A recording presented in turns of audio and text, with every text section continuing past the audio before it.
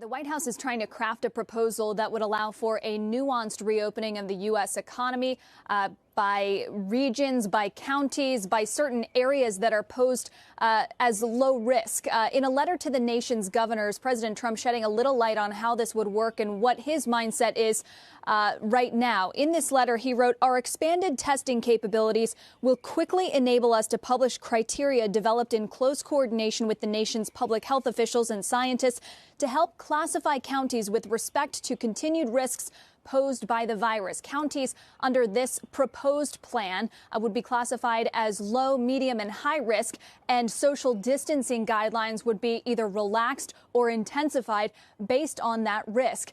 Here in Washington, as we await the passage by the House of this stimulus bill that will provide $2 trillion in relief, there is now talk of a new potential fourth package and who would get the benefit from that. I spoke to a senior administration official who said that cruise lines are one industry that could seek a legislative fix in a future package because the industry does not believe that it qualifies for any of the loan facilities in the stimulus bill as it is written now. Unclear whether that would see bipartisan support, with many Democrats angry about offshore registration and the fact that many employees at these cruise lines are not U.S. citizens. So we will see exactly where that goes. Other things that were left on the cutting room floor of this package: the Trump administration did not get the money to buy the oil to add to the emergency reserves. That's one reason why you're seeing oil down today. The Postal Service and states getting far less than they had been seeking. We'll see if that is an area where we get additional money in a future package, too. Guys?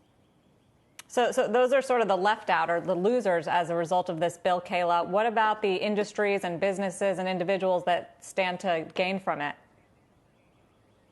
Well, the Treasury Secretary earlier today said that Americans who qualify for the direct cash payments will see those directly deposited within the next 3 weeks. And then there are several different loan programs that are available to businesses of different sizes. You have the Treasury Department that will be shepherding programs to large industries like airlines and businesses with national security implications. And then you have the Federal Reserve, which will be standing up a $454 billion plus facility to businesses of all sizes. And then you also have the loans through the Small Business Administration and companies, regional and community banks that will be proffering those loans.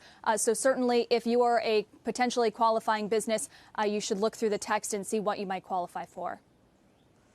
And Kayla, to that point about the lending, so much of it is through either newly set up or special purpose type vehicles, as opposed to forcing the banks to loan. And in that sense, I think most of the analysts of the bank stocks take this as a positive for the sector, because there are some more capital relaxing of rules going with the liquidity injection they've seen in recent weeks, without also forcing them to make loans that they otherwise wouldn't want to do. Mike Mayo, the banks analyst, says it's a big difference to the past is that they're part of the solution as opposed to the problem that's being addressed directly.